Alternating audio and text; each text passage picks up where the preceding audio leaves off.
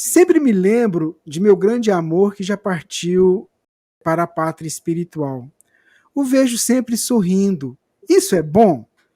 Eu gostaria de receber uma mensagem dos meus amores que já se foram para a pátria espiritual, como pai, irmãos, irmãs e meu grande amor.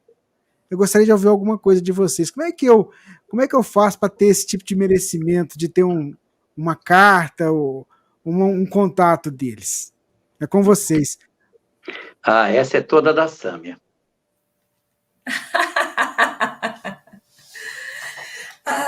Quem não tem essa vontade, né? De continuar em contato com esses espíritos. O que eu posso te dizer, minha irmã, que você está em contato, você só não lembra, tá? Porque eles também têm essa mesma vontade. Tenha certeza, eles também anseiam continuar em contato com você, tá? E se não estão mais próximos, é porque é muito difícil, né? Um espírito, uma entidade que não tem mais o corpo de carne, ser percebido por nós. Eles nos percebem perfeitamente. Inclusive, quando eles estão no mundo espiritual, não estão aqui no orbe, estão lá na colônia espiritual deles. Esse vínculo de amor que você cita com seus parentes, com o seu amor, né? Eles permanecem, eles formam uma verdadeira corrente, né? Emocional, mental, que faz com que eles sintam as nossas alegrias, as nossas tristezas, muito mais do que nós percebemos a dele, porque o corpo embota. Então, na verdade, para eles é muito mais fácil, mas eles sentem vontade de ser percebidos, de dizer que estão bem ou dizer que não estão bem, eles sentem essa necessidade. É possível? É. Primeiro, nós precisamos estar abertos para isso. Você já acredita nisso, você tem certeza disso, por isso você tem essa vontade. Esse já é o primeiro caminho.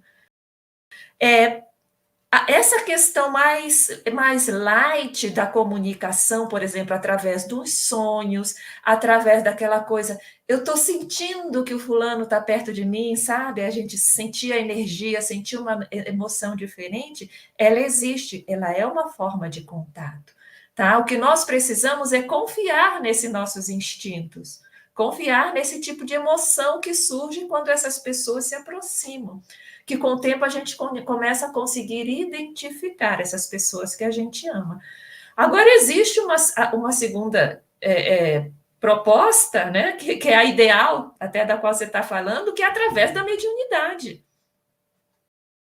Mas aí não se pode dizer que 100% das pessoas vão ter acesso a isso, porque muitas vezes isso não está distrito à nossa vontade. Você observa as cartas consoladoras do Chico Xavier, uma imensidão de famílias iam lá esperando cartas, mas não é 100% que recebia. A espiritualidade faz tudo para que todos sejam atendidos, mas existem muitas nuances, muitos detalhes que entram aí para saber se a entidade que desencarnou pode ou não enviar uma mensagem. As condições da pessoa que vai receber, muita coisa é vista. Você vê que muitas mensagens, elas não são dadas diretamente pelo espírito, porque às vezes o espírito desencarnou há pouco tempo, ou então é uma criança ainda no mundo espiritual, então um avôzinho vem dar o recado, sabe? Ajuda a escrever o que a criança está querendo dizer e depois entrega para a psicografia. Então, são muitos detalhes envolvidos aí, sem contar a quantidade, a fila, o respeito ao limite do Chico, coitado do limite do Chico, já estava imenso ali, né? Que faz com que nem todos consigam.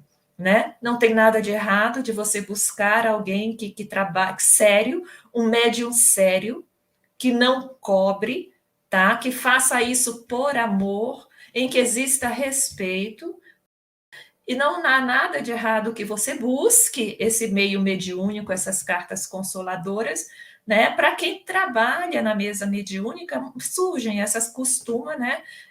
Muitas vezes essas mensagens aparecerem, surgirem, porque as pessoas estão trabalhando ali na mediúnica, seja ou não seja médium, né? Mas aí vem a psicografia ou a psicofonia, ou dizendo, né, a pessoa amada, o familiar que desencarnou pode vir a trazer algum recado, se ele também estiver preparado. Porque a gente tem que lembrar, tem alguns espíritos que desencarnam que não acreditam na comunicabilidade dos espíritos, que não acreditam nisso e, né, depende da crença, mas se for um espírito aberto a isso, bem orientado, que aceite as orientações, pode. Então, assim, é o que eu tenho a te colocar. Sugestão: perceba, se abra aos sinais de que ele está perto. Tá? Se abra aos sinais. Preste atenção nos sonhos. Quando orar, converse com ele e tenha certeza que ele ouve. Nem que seja você falando sem saber a resposta. O que você falar? Fulano, fulana, eu quero conversar com você. Eu quero te dizer isso que eu não te disse antes. Ele vai ouvir tudo. Ele vai ter as emoções que ele tiver que ter. Opa. Nesse sentido daquilo que a Samia já colocou, eu queria só acrescentar aqui algumas coisinhas, que é o seguinte: são de fato 3 dimensões diferentes. A primeira dimensão é a ostensiva, em que você pode procurar, de repente, um grupo sério, um trabalho sério. Os trabalhos sérios são poucos, isso é que deixa a gente assim, desconfortável, porque você pode, de repente, encontrar pessoas que dizem que estão recebendo páginas dos entes queridos, mas pode não ser. Como é que eu vou saber se o trabalho é sério? Tem alguns indicativos. Primeiro, não cobra. Segundo, não faz perguntas. Se você vai a algum trabalho de psicografia que você tem que preencher uma ficha, desconfie. Se existe alguém que conversa com você querendo tirar informações, desconfie.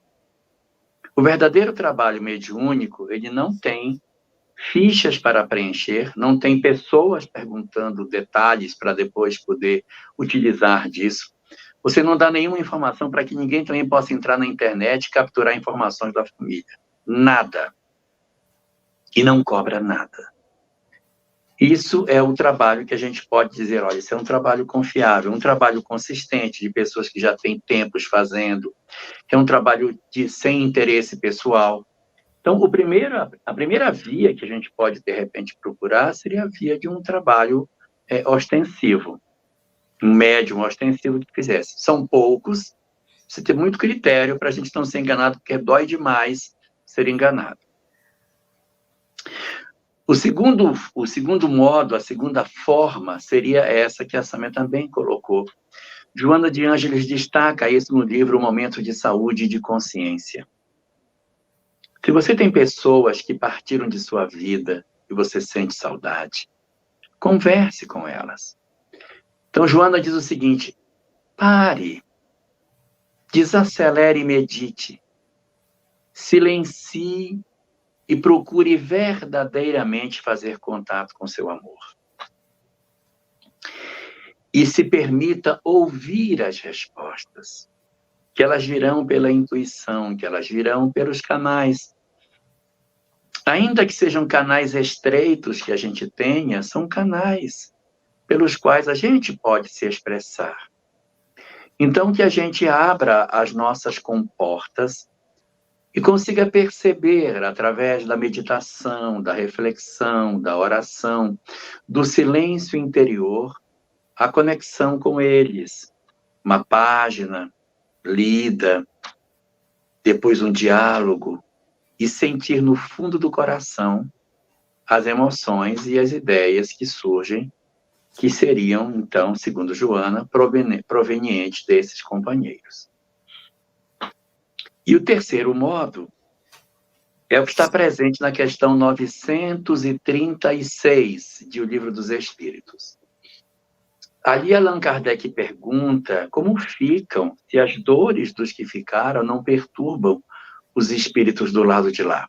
E a resposta diz o seguinte: que eles se agradam da lembrança, que eles se agradam de serem relembrados, ficam felizes. E, por esse motivo, é agradável lembrar deles, orar por eles e pensar neles. Mas ele diz, os espíritos dizem, que da mesma forma, Quando nós nos angustiamos, nos desesperamos, ficamos inconformados, quando nós caímos num quadro de desespero, de inaceitação, que esses processos de desespero, de inaceitação, de revolta, eles produzem perturbações na linha de comunicação, fazendo com que exatamente essa ansiedade, essa angústia, esse sentimento de desconforto com a ausência possa dificultar o contato entre eles. Porque é como se fosse ser pior se ele acontecesse. E aí a recomendação é que a gente se asserene e procure o conhecimento espiritual, uma vez que através desse saber, dessas verdades, a gente vai ficar mais tranquilo por dentro, facilitando ou um contato direto nosso através da nossa própria mediunidade, ou quem sabe encontrar um grupo satisfatório, aonde a gente possa ter a possibilidade de trazer uma informação preciosa do nosso ente querido.